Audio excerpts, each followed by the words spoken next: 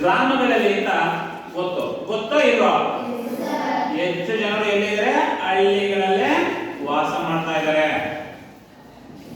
ಹಾಗಾದ್ರೆ ಹಳ್ಳಿಗಳಲ್ಲಿ ವಾಸ ಮಾಡ್ತಾ ಇರೋರು ಉದ್ಯೋಗಿಗಳ, ಕೃಷಿಕರು. ಹಾಗಾದ್ರೆ ಹೆಚ್ಚು ಜನರು ಹಳ್ಳಿಯಲ್ಲಿ 68.8% ಹಳ್ಳಿಯಲ್ಲಿ ವಾಸ ಮಾಡ್ತಾ ಇದ್ದಾರೆ. ಹೆಚ್ಚು ಜನರು ಕೃಷಿಯನ್ನ ಅವಲಂಬಿಸಿದ್ದಾರೆ. ಹೆಚ್ಚು ಜನರ ಕೃಷಿಯನ್ನು ಏನ್ ಮಾಡಿದ್ದಾರೆ?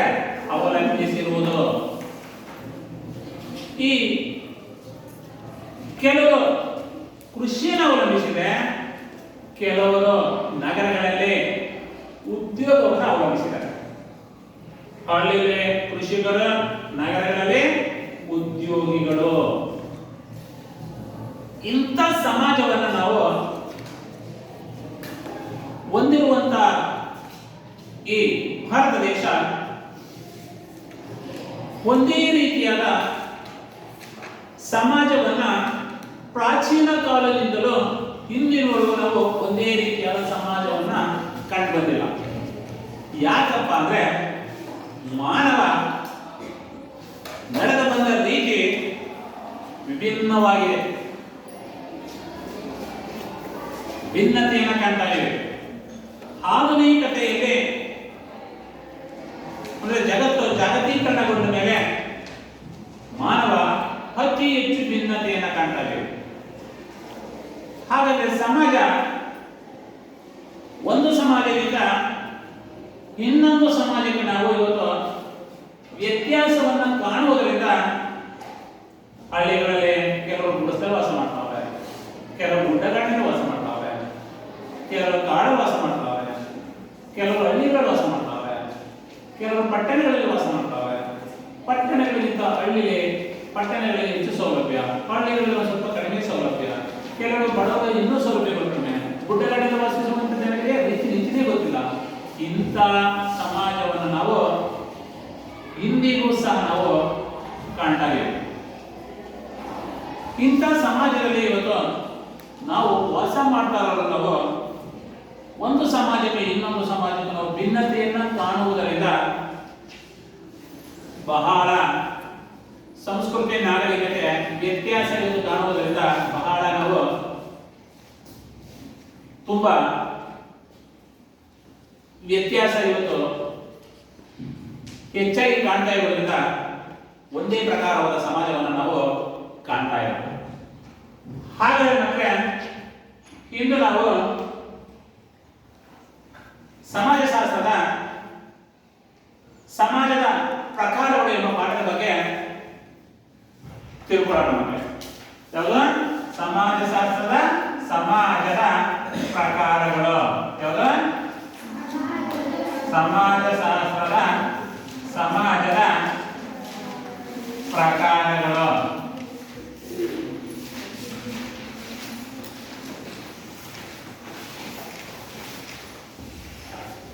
ಈ ಸಮಾಜದ ಪ್ರಕಾರಗಳಿಗೇನು ಅಂದ್ರೆ ಇವತ್ತು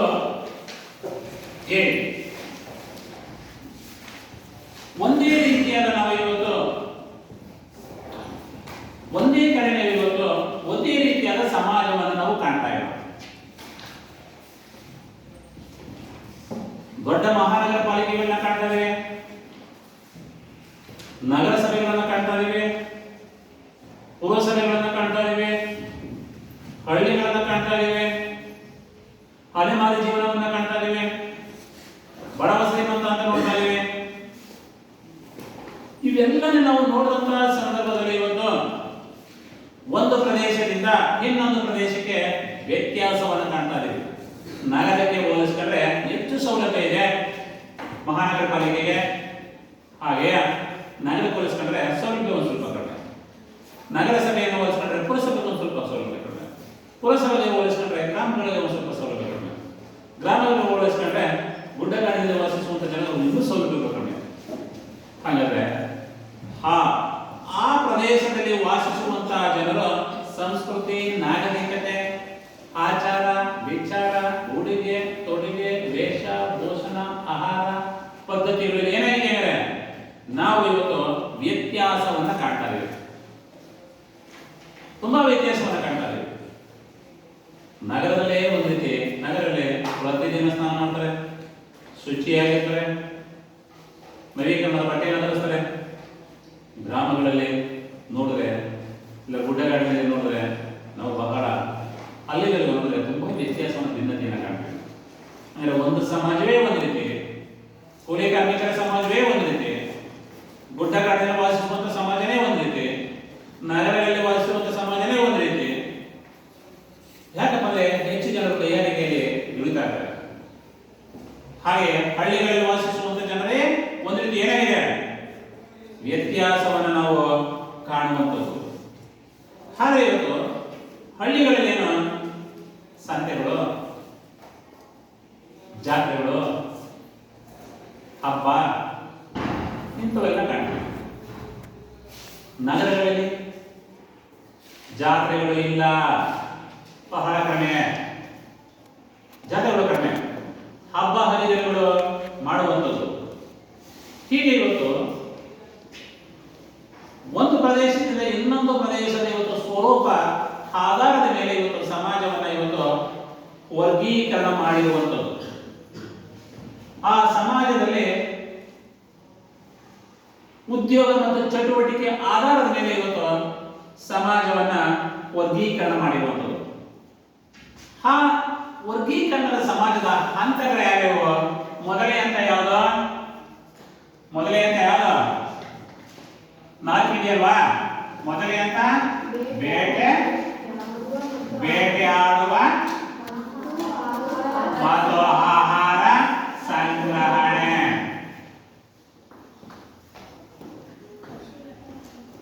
ಬೇಟೆಯಾಡುವ ಮತ್ತು ಆಹಾರ ಸಂಗ್ರಹಣೆ. ಎರಡನೇದು ಪಶುಪಾಲನೆ.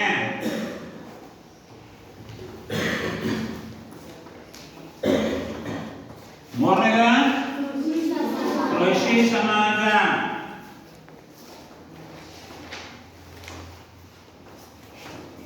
ನಾಲ್ಕನೇದು ಕೈಗಾರಿಕಾ ಸಮಾಜ.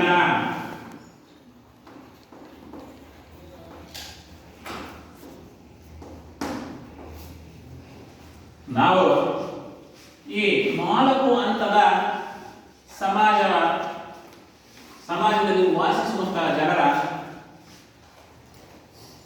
ಈ ನಾಲ್ಕು ಹಂತದ ಪ್ರಕಾರಗಳನ್ನು ನಾವು ವರ್ಗೀಕರಣವನ್ನು ನೋಡ್ತೇವೆ. ಮೊದಲನೇ ಹಂತ ಬೇಟೆಯಾಡುವ ಆಹಾರ ಸಂಗ್ರಹಣೆ. ಏನು? ಪ್ರಾಚೀನ ಕಾಲದಲ್ಲಿ ಒಂದು ವರ್ಗ ಇತ್ತು, ಸರಿಯಾಗಿಲ್ವಾ? ಪ್ರಾಚೀನ ಕಾಲದಲ್ಲಿ ಒಂದು ವರ್ಗ ಇತ್ತು. ಯಾವ ವರ್ಗಪ್ಪ ಅಂದರೆ ಬೇಟೆಯಾಡುವ ಒಂದು ವರ್ಗ ಇತ್ತು, ಆಹಾರ ಸಂಗ್ರಹಣೆ ಮಾಡುವ ವರ್ಗ ಇತ್ತು. ಬೇಟೆಯಾಡುವುದು ಏನಂದ್ರೆ ಪ್ರಾಚೀನ ಕಾಲದಲ್ಲಿ ಮನುಷ್ಯ ನಾಗರಿಕತೆ ಇರಲಿಲ್ಲ, ಸಂಸ್ಕೃತಿ ಇರಲಿಲ್ಲ, ಅವನು ಕಾಡಲ್ಲಿ ವಾಸ ಮಾಡ್ತಾ ಇದ್ದ, ಒಂದು ನಿಗದಿತವಾದ ಒಂದು ಸ್ಥಳದಲ್ಲಿ ಇರಲಿಲ್ಲ, ಆಹಾರ ತಿನ್ನದ ಕ್ರಮವನ್ನು ಅನುಸರಿಸಿರಲಿಲ್ಲ, ಗೆಡ್ಡೆ ಗೆಣಸುಗಳನ್ನ ತಿಂತಾ ಇದ್ದ, ಸೊಪ್ಪು ಹಣ್ಣುಗಳನ್ನು ತಿಂತಾ ಇದ್ದ, ಗುಹೆಗಳಲ್ಲಿ ಕೊಠಡಿಗಳಲ್ಲಿ ಜೀವಿಸ್ತಾ ಇದ್ದ. ಅದು ಒಂದು ವರ್ಗ. ಅವನು ಗುಹೆಗಳಲ್ಲಿ ಕೊಠಡಿಗಳಲ್ಲಿ ವಾಸ ಮಾಡ್ತಾ ಇದ್ದ. ಅವನು ಸ್ವಲ್ಪ ಆ ರೀತಿ ನೋಡಿ. ಹಾಗಾಗಿ ಅವನು ತನ್ನ ಬುದ್ಧಿವಂತಿಕೆಯಿಂದ ಕೆಲವು ಆಯುಧಗಳನ್ನು ಮಾಡಿದ, ಕಲ್ಲಿನ ಆಯುಧಗಳನ್ನು ಬಳಸ್ತಾ, ಕಲ್ಲಿನ ಆಯುಧಗಳನ್ನು ತಯಾರಿಸಿಕೊಂಡೆ ಕೊಡಲೆ, ಬರ್ಜೆ, ಈಟಿ, ಗುರಾಣಿ ಇಂತಹ ಪದಾರ್ಥಗಳನ್ನ ಬಳಸಿಕೊಂಡೆ ಬೇಸಾಯವನ್ನು ಮಾಡೋದನ್ನ ಕಲ್ತಿದ್ದ. ಅಂತ ಸಮಾಜ ನಾವು ಪ್ರಾಚೀನ ಕಾಲದಲ್ಲಿ ನಾವು ಕಂಡಿದ್ದು. ಸಮಾಜ ಅಂದ್ರೆ ಆ ವರ್ಗ ಗುಹೆಗಳಲ್ಲಿ ಪಟ್ಟಣಗಳಲ್ಲಿ ವಾಸಿಸುವಂತಹ ಆ ವರ್ಗದ ಸಮಾಜದ ಜನರ ಗುಣಲಕ್ಷಣಗಳು ಏನಪ್ಪ ಅಂದ್ರೆ ಅವರು ನಾವಾದ್ರೆ ಈಗ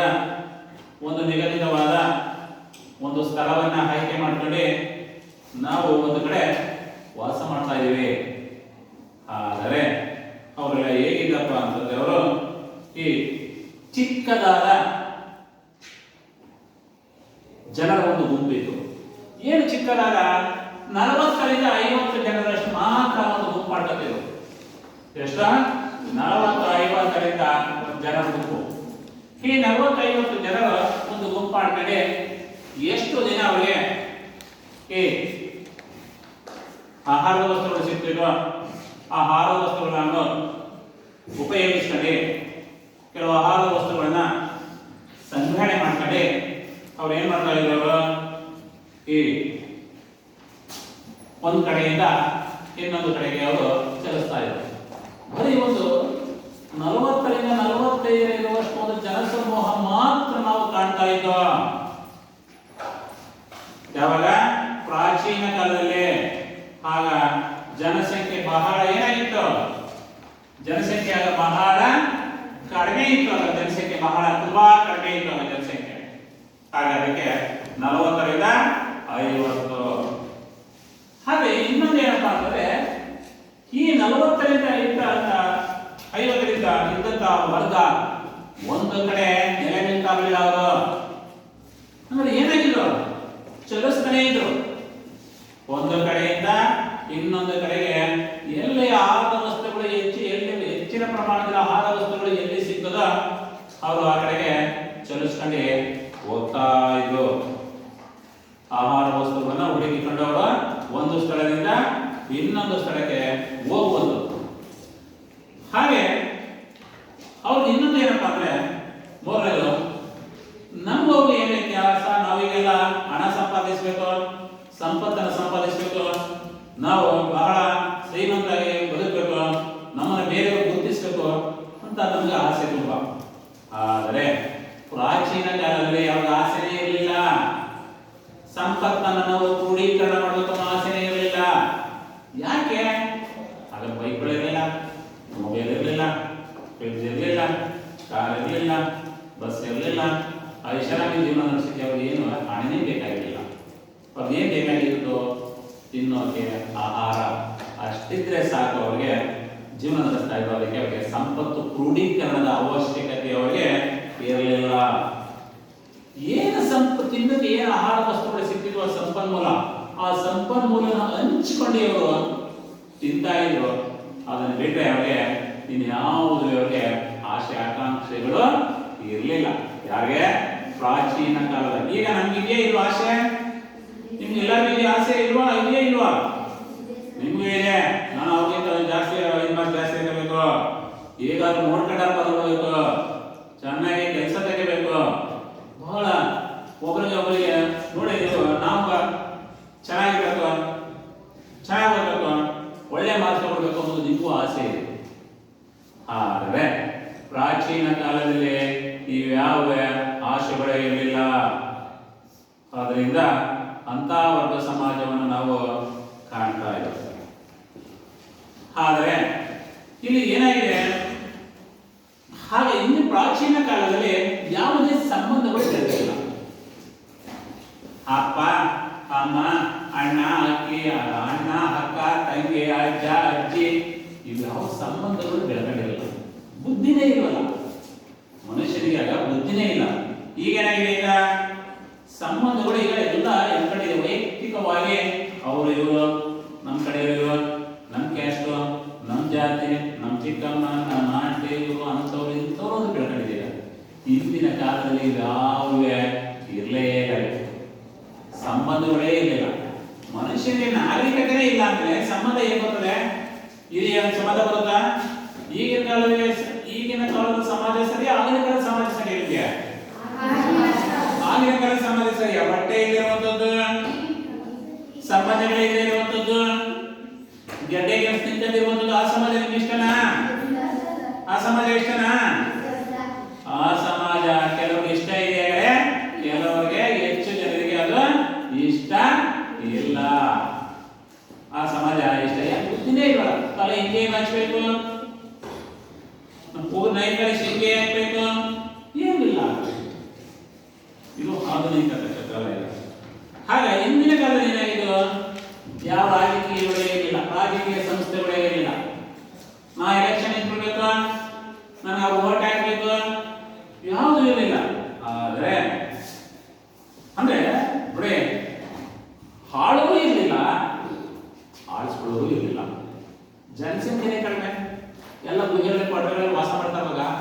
ಆಳೋರು ಯಾರು?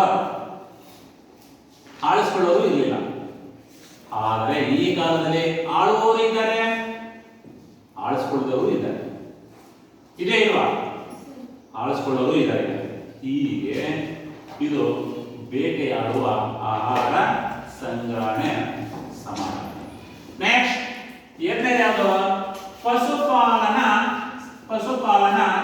ಸಮಾಜ. ಏನು ಪಶುಪಾಲನಾ ಸಮಾಜ ಅಂದ್ರೆ?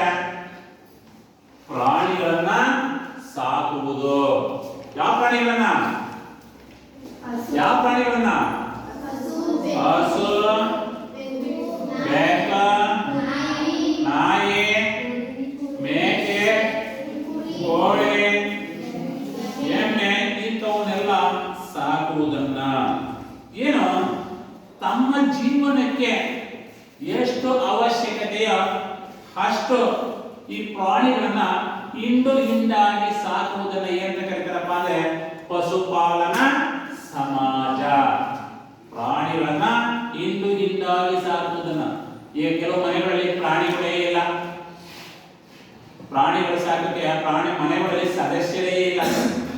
ಒಂದೇ ತಂದೆ ತಾಯಿ ಮಗ ಮಗು ಇರೋ ಇಬ್ರು ಮಕ್ಕಳು ತಗೊಂಡಾಗೆ ಹಾಸ್ಟೆಲ್ ಬಿಟ್ಟಿದ್ದಾರೆ.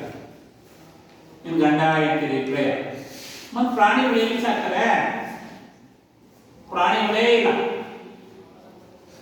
ಅದು ಹಿಂದಿನ ಕಾಲದಲ್ಲಿ ಪ್ರಾಣಿಗಳು ಏನ್ ಮಾಡ್ತಾ ಇದ್ರಪ್ಪ? ಹಿಂದಾಗಿ ಸಾಕ್ತಾ ಇದ್ರು. ಯಾಕೆ? ತಮ್ಮ ಜೀವನೋಪಾಯಕ್ಕೆ ಕೆಲವು ಪ್ರಾಣಿಗಳನ್ನ ಬೇಟೆಯಾಡಿ, ಕೆಲವು ಪ್ರಾಣಿಗಳನ್ನ ಪಳಗಿಸಿ ಸಾಕ್ತಾ ಇದ್ರು. ಸಾಕಿ ಆ ಪ್ರಾಣಿಗಳಿಗೆ ಆಹಾರವನ್ನ ಸಂಗ್ರಹಣೆ ಮಾಡುವ ನಿಟ್ಟಿನಲ್ಲಿ ಕೆಲವು ಪಶುಪಾಲನಾ ಸಮಾಜವನ್ನು ನಾವು ಕಾಣ್ತಾ ಇದ್ದೋ. ಆ ಸಮಾಜ ಎಲ್ಲಪ್ಪ ಕಂಡು ಬರ್ತಿತ್ತಪ್ಪ ಅಂದ್ರೆ ಆಫ್ರಿಕಾ ಮತ್ತು ಏಷ್ಯನ್ ರಾಷ್ಟ್ರಗಳಿವೆ. ಎಲ್ಲೇ? ಆಫ್ರಿಕಾ ಮತ್ತು ಏಷ್ಯನ್ ರಾಷ್ಟ್ರಗಳಲ್ಲೇ ಕಂಡು ಬರ್ತಾ ಇದೆ. ಯಾವ ಸಮಾಜ ಕಂಡು ಬರ್ತಾ ಇತ್ತು? ಆಫ್ರಿಕಾ ಏಷ್ಯನ್ ರಾಷ್ಟ್ರಗಳಲ್ಲೇ ಯಾವ? ಪಶುಪಾಲನಾ ಸಮಾಜ. ಯಾವ ಸಮಾಜ ಕಂಡು ಬರ್ತಾ ಇತ್ತು? ಪಶುಪಾಲನಾ ಸಮಾಜ. ಹಾಗಾದ್ರೆ ಈ ಸಮಾಜ ಗುಣಲಕ್ಷಣಗಳೇನು ಹೊಂದಿತ್ತಪ್ಪ ಅಂತಂದ್ರೆ ಬೇಟೆಯಾಡುವ ಸಮಾಜಕ್ಕಿಂತ ಇದು ಒಂದು ರೀತಿ ಭಿನ್ನತೆಯನ್ನು ಕಾಣ್ತಾ ಇದೆ. ಏನಿದು? ಇದು ಅದರಲ್ಲಿ ಚಿಕ್ಕ ಸಮಾಜ, ಇದು ದೊಡ್ಡ ಸಮಾಜ. ಅಂದ್ರೆ 50,000ರಿಂದ 1.5 ಲಕ್ಷದಷ್ಟು ಈ ಜನಸಮೂಹವನ್ನು ನಾವು ಕಾಣುವಂಥದ್ದು. 50,000ರಿಂದ 1.5 ಲಕ್ಷದಷ್ಟು ಜನಸಮೂಹ. ಯಾವ ಜನಸಮೂಹ? ಪಶುಪಾಲನಾ ಜನಸಮೂಹವನ್ನ ನಾವು ಕಾಣ್ತಾ ಇದ್ದೇವೆ. ಎಷ್ಟಿಂದ? 50ರಿಂದ 1 ಲಕ್ಷ. ನೆಕ್ಸ್ಟ್ ಎರಡನೇದೇನಪ್ಪ ಅಂತಂದ್ರೆ ಈ ಪಶುಪಾಲನಾ ಸಮಾಜ ಹುಲ್ಲುಗಾವಲು ಪ್ರದೇಶಗಳು, ಬೆಟ್ಟ ಗುಡ್ಡಗಳು, ಮರುಭೂಮಿ, ಯಾವ ಕೃಷಿಗೆ ಅನುಕೂಲಕರ ಇರುವ ಆ ಪ್ರದೇಶಗಳಲ್ಲಿ ನಾವು ಕಾಣಬಹುದು. ಕೃಷಿಗೆ ಹೆಚ್ಚು ಅನುಕೂಲವಿಲ್ಲದ ಭೂಮಿಗಳಲ್ಲಿ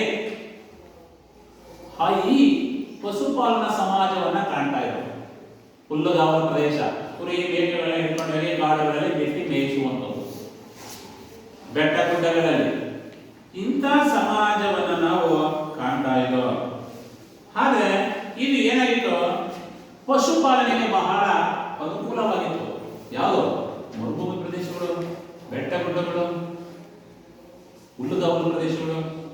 ಈಗ ಎಲ್ಲಿ ಹೆಚ್ಚು ಭೂಮಿ, ಅರಣ್ಯ ಭೂಮಿಗಳು ಎಲ್ಲಿರ್ತದೋ ಆ ಭೂಮಿಗಳಲ್ಲಿ ಪಶುಗಳನ್ನ ಇಟ್ಕೊಂಡೋಗಿ ಈ ಪ್ರಾಣಿಗಳನ್ನ ಸಾಕುವುದನ್ನ ಕಲ್ತಿದ್ರು. ಬೇಸಿಗೆ ವೇಳೆ ಬೆಟ್ಟ ಗುಡ್ಡಗಳ ಪ್ರದೇಶದ ಮೇಲೆ ಹೋಗ್ತಾ ಇದ್ರು. ಚಳಿಗಾಲದಲ್ಲಿ ಈ ಬೆಟ್ಟ ಗುಡ್ಡಗಳ ತಪ್ಪಲು ಪ್ರದೇಶದಲ್ಲಿ ಮೇಕೆಯನ್ನ ಅಂದ್ರೆ ಪ್ರಾಣಿಗಳನ್ನ ಸಾಕಿ ಮೇಯಿಸ್ತಾ ಇದ್ರು. ಆದ್ರೆ ಈ ಸಮಾಜ ಹೇಗಿದೆ ನೋಡಿ. ಇದು ಈ ಸಮಾಜ ಹೆಚ್ಚು ಪಶುಗಳನ್ನ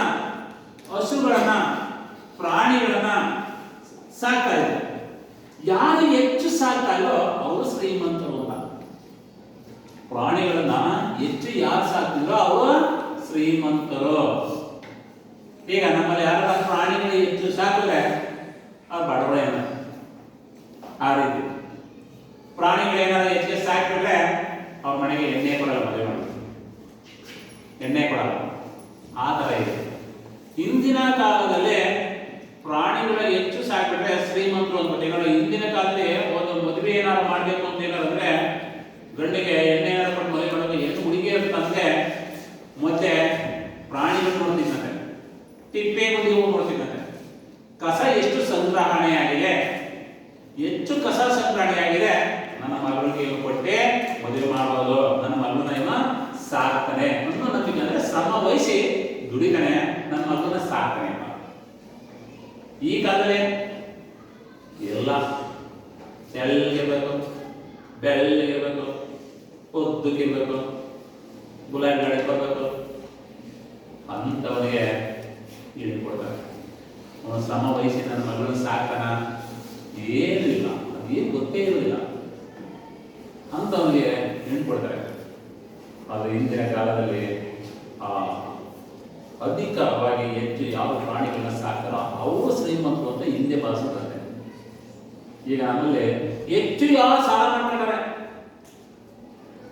ನಮ್ಮಲ್ಲಿ ಈಗ ಸಾಲ ಮಾಡ್ಕೊಂಡಿರೋದೇ ಜಾಸ್ತಿ. ಯಾಕೆ? ದುಡಿಯಲ್ಲ, ಪ್ರಾಣಿಗಳನ್ನ ಸಾಕಲ್ಲ, ಯಾವಾಗ ಮೇಯ್ತಾ ಇರೋದು. ಸಾಲ ಆಗುತ್ತಾ ಆಗಲ್ವಾ? ಆಗುತ್ತಾ ಆಗಲ್ವಾ? ಆಗುತ್ತೆ. ಆಗ ಕುಟುಂಬದ ಸದಸ್ಯರ ಸಂಖ್ಯೆ ಜಾಸ್ತಿ ಇತ್ತು, ಕುಟುಂಬದ ಸದಸ್ಯರ ಸಂಖ್ಯೆ ಏನಾಗಿದೆ? ಕಡಿಮೆ ಇದೆ. ಅದಕ್ಕೆ ಯಾರು ಸುನ್ನ ಸಾಕಲ್ಲ. ಇದು ನೆಕ್ಸ್ಟ್ ಕೃಷಿ ಸಮಾಜ. ಎಷ್ಟ? ಕೃಷಿ ಸಮಾಜ. ಭಾರತ ದೇಶ ಇವತ್ತು ಹೆಚ್ಚು ಹಳ್ಳಿಗಾಡಿನ ಹೊಂದಿರುವಂತ ದೇಶ. ಹಳ್ಳಿಗಾಡಿನಲ್ಲಿ ಹೆಚ್ಚು ಜನರು ಕೃಷಿಯನ್ನೇ ಅವಲಂಬಿಸಿರುವಂಥದ್ದು, ಕೃಷಿಯನ್ನೇ ಹೆಚ್ಚು ಅವಲಂಬಿಸಿರುವಂಥದ್ದು. ಹಾಗಾದರೆ ಹೆಚ್ಚು ಇವತ್ತು ಬೇಸಾಯವನ್ನೇ ಇವತ್ತು ಅವಲಂಬಿಸಿ ಭೂಮಿಯನ್ನ ಕೆಲವು ಭಾಗಗಳನ್ನ ಚೊಕ್ಕಟ ಮಾಡಿ ಆ ಭೂಮಿಯನ್ನ ವ್ಯವಸಾಯಕ್ಕೆ ಒಳಪಡಿಸುವಂಥದ್ದು. ನೋಡಿ, ಹಿಂದಿನ ಕಾಲದಲ್ಲಿ ಬೇಟೆ ಆಡ್ತಾ ಇದ್ದ, ನಮ್ಗೆ ಗೊತ್ತೇ ಇಲ್ಲ, ಸಿಕ್ಕು ತಿಂತ ಇದ್ದ, ಒಂದ್ ಸ್ವಲ್ಪ ಜ್ಞಾನ ಬೆಳೀತು, ಪಶುಗಳನ್ನ ಸಾಕ, ಒಂದ್ ಸ್ವಲ್ಪ ಜ್ಞಾನ ಬೆಳೀತು, ಅವನಿಗೆ ಕೃಷಿ ಮಾಡ್ತಾರೆ, ಬೇಸಾಯ ಮಾಡ್ತಾರೆ. ನೆಕ್ಸ್ಟ್ ಆಮೇಲೆ ಕೈಗಾರಿಕಾ ಸಮಾಜ. ಎಲ್ಲ ಕೈಗಾರಿಕೆ ಹೋಗಿ ದುಡಿತಾವೆ, ನಮ್ಮ ಜೀವನದ ಶೈಲಿಯನ್ನು ಬದಲಾಯಿಸ್ಕೊಂಡಿದೆ. ಅಂದ್ರೆ ಕೃಷಿ ಸಮಾಜದಲ್ಲಿ ಮನುಷ್ಯ ಏನಾಗಿದೆ, ಪ್ರಾಣಿಗಳನ್ನ ಹೇಗೆ ಎರಡನೇ ಹಂತದಲ್ಲಿ ಪ್ರಾಣಿಗಳನ್ನ ಹೇಗೆ ಪಳಗಿಸಿದ್ನೋ ಆ ಪಳಗಿಸಿದ ಪ್ರಾಣಿಗಳನ್ನ ಮೊದಲನೇ ಹಂತದಲ್ಲಿ ಕೆಲವು ಬಿಲ್ಲ, ಬಾರ್ಜಿ, ಕೊಡಲಿ ಇವೆಲ್ಲ ಹೇಗೆ ತಯಾರಿಸಿಕೊಂಡಿದ್ದ ಅದನ್ನ ಬಳಸಿಕೊಂಡೆ ಮೂರನೇ ಈ ಕೃಷಿ ಸಮಾಜ ಬೇಸಾಯವನ್ನು ಮಾಡೋದನ್ನ ಕಲಿತ. ಆಯುಧಗಳನ್ನು ಬಳಸಿ ಬೇಸಾಯವನ್ನ ಮಾಡುವುದನ್ನ ಕಲಿತ. ಈ ಬೇಸಾಯ ಏನಾಗಿದೆಯಪ್ಪ ಅಂತಂದ್ರೆ ಹೆಚ್ಚು ಈ ಪ್ರಾಣಿಗಳನ್ನ ಇವತ್ತು ಬಳಸ್ಕೊಂಡು, ನೇಗಿಲನ್ನ ಇವತ್ತು ಬಳಸ್ಕೊಂಡು ಇವತ್ತು ಈ ಬೇಸಾಯವನ್ನ ಮಾಡುದ ಕಲಿತರು. ಏನು? ಆಹಾರದ ಬೆಳೆಗಳನ್ನ ಬದಲಾಯಿಸಿಕೊಂಡು ಬೆಳೆಗಳನ್ನ ಬೆಳೆಯುತ್ತಂತ. ಆಹಾರದ ಬೆಳೆಗಳನ್ನ ಬದಲಾಯಿಸಿಕೊಂಡು ಇತರೆ ಬೆಳೆಗಳನ್ನ ಬೆಳೆಯುವುದಕ್ಕಂತ. ಹಾಗಾದ್ರೆ ಮಾನವ ಒಂದು ಹಂತದಿಂದ ಇನ್ನೊಂದು ಹಂತಕ್ಕೆ ಇವತ್ತು ಏನಾಗ್ತದೆ, ಇವತ್ತು ಬದಲಾವಣೆ ಆಗ್ತಾ ಇಲ್ವಾ? ಬದಲಾವಣೆ ಆಗ್ತಾ ಇದೆ. ನಮಗೆ ಸಂಸ್ಕೃತಿ ಬರ್ತಾ ಇಲ್ವಾ? ಅವನ ನಾಗರಿಕತೆ ಏನಾಗ್ತಾ ಇದೆ? ನಾಗರಿಕತೆ ಏನಾಗ್ತಾ ಇದೆ? ನಾಗರಿಕತೆ ಅವನಿಗೆ ಹೆಚ್ಚಾಗ್ತಾ ಇದೆ. ಒಂದು ಹಂತಕ್ಕೆ ಇನ್ನೊಂದು ಹಂತಕ್ಕೂ ನಾಗರಿಕತೆ ಏನಾಗ್ತಾ ಇದೆ? ಹೆಚ್ಚಾಗ್ತಾ ಇದೆ. ಒಂದು ಕಾಲದಲ್ಲಿ ಬೇಟೆಯಾಡುತ್ತಿದ್ದ ಸಿಕ್ಕಿದ್ದಂತವನ್ನ ತಿನ್ಕೊಂಡಿದೆ, ಬದುಕ್ತಾ ಇರುವಂತವನಿಗೆ ಪ್ರಾಣಿಗಳನ್ನ ಪಳಗಿಸ್ಬೇಕು ಅಂತ ಹೆಂಗ್ ಗೊತ್ತಾಯ್ತು? ಅಂದ್ರೆ ಅವನಿಗೆ ಬುದ್ಧಿಶಕ್ತಿ ಹೆಚ್ಚಾಯ್ತು. ನೆಕ್ಸ್ಟ್ ಕೃಷಿ ಮಾಡಬೇಕು ಅಂತ ಹೆಂಗಾಯ್ತು? ಪ್ರಾಣಿಗಳನ್ನೇ ಬಳಸ್ಕೊಂಡು ಬೇಸಾಯ ಮಾಡಿ ಆಹಾರದ ವಸ್ತುಗಳನ್ನ ನಾನು ಬೆಳಿಬೇಕು ಅಂತ ನಮ್ಗೆ ಹೆಂಗ್ ಗೊತ್ತಾಯ್ತು? ಅಂದ್ರೆ ಅವನಿಗೆ ನಾಗರಿಕತೆ ಏನಾಗ್ತಾ ಇದೆ? ಅವನಿಗೆ ಹೆಚ್ಚಾಗ್ತಾ ಇದೆ. ನಾಗರಿಕತೆ ಇಲ್ಲದೆ ಹೋದರೆ ಮನುಷ್ಯ ಅವನ ಬದುಕೋದು ಬಹಳ ಕಷ್ಟ ಇತ್ತು. ಹಾಗೆ ಇವತ್ತು ಎಲ್ಲ ಸಮಾಜಗಳಿಗಿಂತ ಇವತ್ತು ಏನಾಗಿದೆಯಪ್ಪ ಅಂತಂದ್ರೆ ಇವತ್ತು ಕೃಷಿ ಸಮಾಜ ಬಹಳ ಹೆಚ್ಚು ಪ್ರಾಮುಖ್ಯತೆಯನ್ನು ಪಡೆದು. ಯಾವುದು? ಕೃಷಿ ಸಮಾಜ. ಏನು?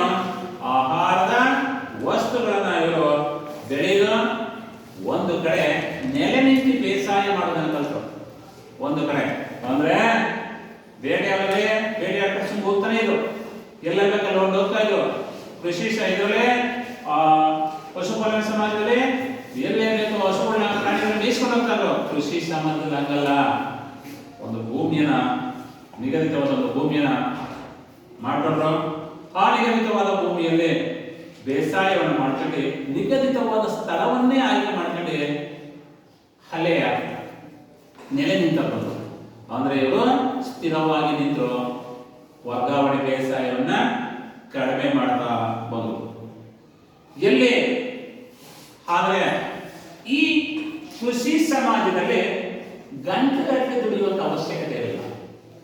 ಗಂಟೆಗಟ್ಟಲೆ ಈಗ ಕೃಷಿ ಸಮಾಜದಲ್ಲಿ ಗಂಟೆಗಟ್ಟಲೆ ದುಡಿತಾರೆ. ಯಾಕೆ? ಹೆಚ್ಚಿಗೆ ಹಣ ಸಂಪಾದಿಸಬೇಕು, ಗೊಬ್ಬರ ಹಾಕಬೇಕು, ರಾಸಾಯನಿಕ ಕ್ರಿಮಿನಾಶಕವನ್ನು ಅಳವಡಿಸಬೇಕು, ನೀರು ಹಾಯಿಸಬೇಕು, ಏನೇನು ಹೆಚ್ಚು ಇಳುವರಿಯನ್ನು ಕಾಣೋದಕ್ಕೋಸ್ಕರ ಗಂಟೆಗಟ್ಟಲೆ ದುಡಿತಾರೆ. ಹಿಂದಿನ ಕಾಲದಲ್ಲಿ ಗಂಟೆಗಟ್ಟಲೆ ದುಡಿತಾ ಇರಲಿಲ್ಲ. ಅವ್ನಿಗೆ ಯಾಕೆ ಎಷ್ಟು ಅವಶ್ಯಕತೆ ಎಷ್ಟು ಬೇಕೋ ಅಷ್ಟು ಆಹಾರ ವಸ್ತುಗಳನ್ನ ಬೆಳೆ ಕೊಡ್ತಿದ್ದ, ಇಟ್ಕೊಳ್ತಿದ್ದ, ತಿಂತಿದ್ದ. ಅವನಿಗೆ ಆಗ ಐಷಾರಾಮಿ ಜೀವನ ನಡೆಸಬೇಕು ಅಂತ ಅವನಿಗೆ ಗೊತ್ತಿರಲಿಲ್ಲ. ಈಗ ನಮಗೆ ಐಷಾರಾಮಿ ಜೀವನ ನಡೆಸಬೇಕು ಅಂತ ನಮಗೆ ಗೊತ್ತಾಗಿರೋದ್ರಿಂದ ನಾವು ಗಂಟೆ ದುಡಿತೀವಿ. ಎಷ್ಟೇ ಹಣ ಇರೋ ಮನುಷ್ಯನಿಗೆ ಈಗ ತೃಪ್ತಿ ಇಲ್ಲ. ಇನ್ನೊಂದು ಸ್ವಲ್ಪ ಇದ್ದಿದ್ರೆ ಅಲ್ಲೆಲ್ಲ ದೇಶಕ್ಕೆ ಒಂದು ಅಂಗಡಿ ತಗೋಬೇಕಾಗಿತ್ತು, ಇಲ್ಲೆಲ್ಲ ಒಂದು ಮನೆ ತಗೊಳ್ಬೇಕಾಗಿತ್ತು, ಒಂದು ಸೈಟ್ ಪರ್ಚೇಸ್ ಮಾಡಬೇಕಾಗಿತ್ತು. ಈ ಮನುಷ್ಯನಿಗೆ ಆಸೆ. ಆಗ ಮನುಷ್ಯನಿಗೆ ಆಸೆನೇ ಇಲ್ಲ. ಅದಕ್ಕೆ ಗಂಟೆ ದುಡಿದಿಲ್ಲ. ಎಷ್ಟು ಅವಶ್ಯಕತೆಯೋ ಅಷ್ಟು ಮಾತ್ರ ದುಡ್ಕೊಂಡೆ ಬೇಸಾಯವನ್ನ ಮಾಡೋದನ್ನ ಕಲ್ತ. ಇದು ಕೃಷಿ ಸಮಾಜ ಅಂತ ಕಾಣ್ತೀವಿ. ನೆಕ್ಸ್ಟ್ ಇನ್ಯಾವ ಸಮಾಜ ಇರೋದು?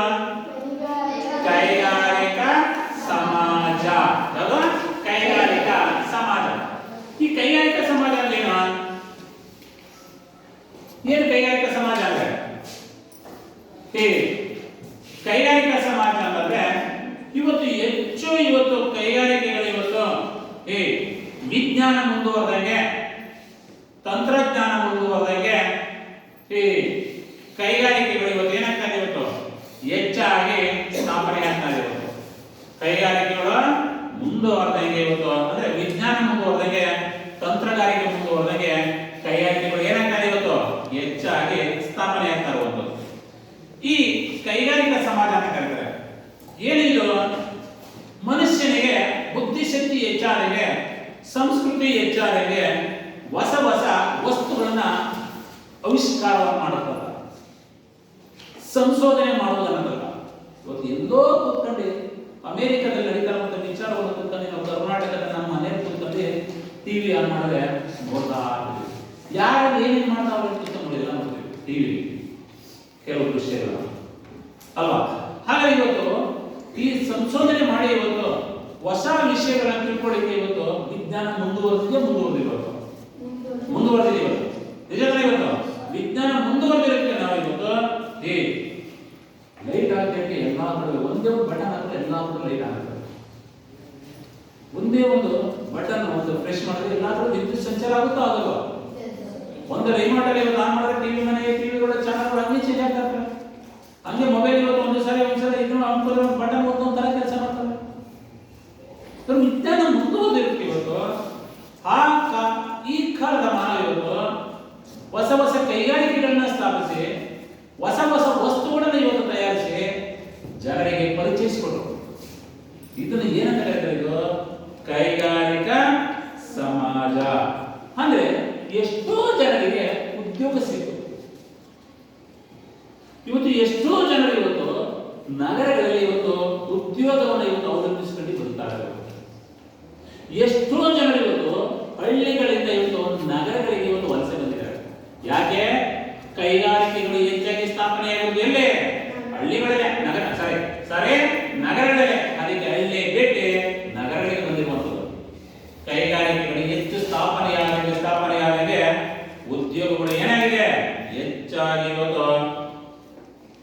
ಸ್ಥಾಪನೆಯಾಗಿದೆ. ಆದರೆ ಕೈಗಾರಿಕೆಯಲ್ಲಿ ಏನಾಗಿದೆ? ಮೂರನೇದು ಶ್ರಮ ವಿಭಜನೆ. ಒಂದು ಕೈಗಾರಿಕೆಯಲ್ಲಿ ಒಂದು ರೀತಿ ಶ್ರಮ ಇದೆ, ಇನ್ನೊಂದು ಕೈಗಾರಿಕೆಯಲ್ಲಿ ಹೆಚ್ಚು ಶ್ರಮ ವಹಿಸಿ ಕೆಲಸ ಮಾಡಬೇಕು. ದೊಡ್ಡ ದೊಡ್ಡ ಬೃಹತ್ ಕೈಗಾರಿಕೆಗಳನ್ನು ಕಟ್ತಾರೆ, ಕಬ್ಬಿಣ ಮುಖ್ಯ ಕೈಗಾರಿಕೆ, ಅವೆಲ್ಲದಲ್ಲಿ ಬಹಳ ಶ್ರಮ ವಹಿಸಿ ಕೆಲಸವನ್ನು ಮಾಡಬೇಕು. ಕೆಲವು ಕೈಗಾರಿಕೆಯಲ್ಲಿ ಶ್ರಮ ಕಡಿಮೆ ಇರ್ತದೆ. ಶ್ರಮ ಅಂದ್ರೆ ಕೌಶಲ್ಯತೆ, ಪರಿಣಿತಿ, ತರಬೇತಿ, ವಿದ್ಯಾರ್ಹತೆ, ಈ ಆಧಾರದ ಮೇಲೆ ಕೆಲಸಗಳು ನಿರ್ಧರಿತವಾಗಬಹುದು. ಬಸ್ ಓಡಿಸೋಕೆ ಫ್ಲೈಟ್ ಕೊಟ್ಬಿಟ್ರೆ ಫ್ಲೈಟ್ ಓಡಿಸ್ತಾನ? ಓಡಿಸ್ತಾನ? ಓಡಿಸಲ್ಲ. ಫ್ಲೈಟ್ ಓಡಿಸ್ತಿದ್ರೆ ಫ್ಲೈಟ್ ಕೊಟ್ಟರೆ ಓಡಿಸ್ತಾನ? ಅದು ತರಬೇತಿಯನ್ನ ಪಡ್ಕೊಂಡಿರ್ಬೇಕು. ತರಬೇತಿಯನ್ನ ಪಡ್ಕೊಂಡಿದ್ರೆ ಅವರು ಏನಾಗ್ತಾರೆ ಅವರು ಆ ಕೆಲಸದಲ್ಲಿ ಅವರು ಪರಿಣಿತಿನ ಪಡ್ಕೊಂಡಿದ್ರೆ, ತರಬೇತಿಯನ್ನು ಪಡೆದ್ರೆ ಅವು ಯಶಸ್ವಿಯಾಗಿ ಕಾರ್ಯರೂಪಕ್ಕೆ ಬರ್ತವೆ.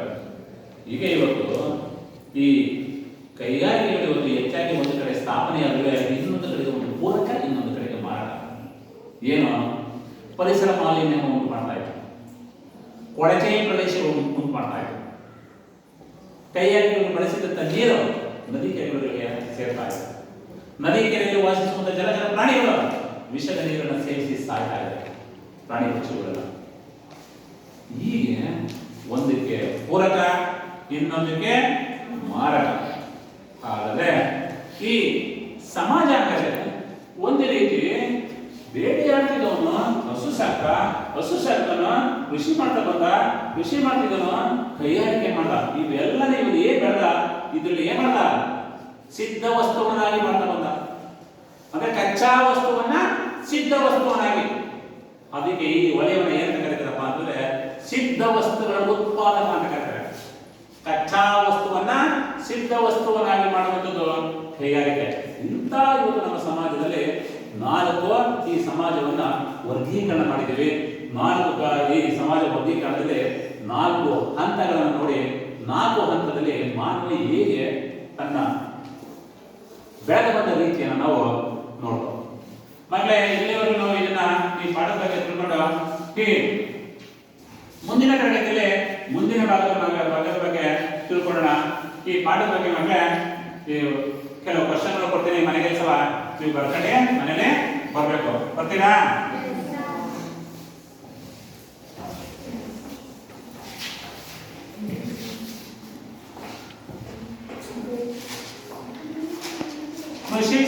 ಕೃಷಿಕ ಸಮಾಜವನ್ನ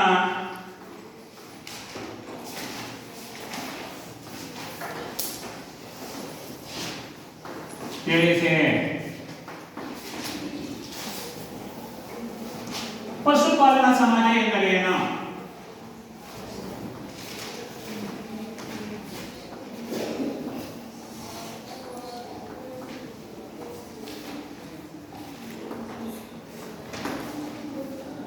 ಮೊದಲು ಕೈಗಾರಿಕಾ ಸಮಾಜ ಎಂದರೇನು?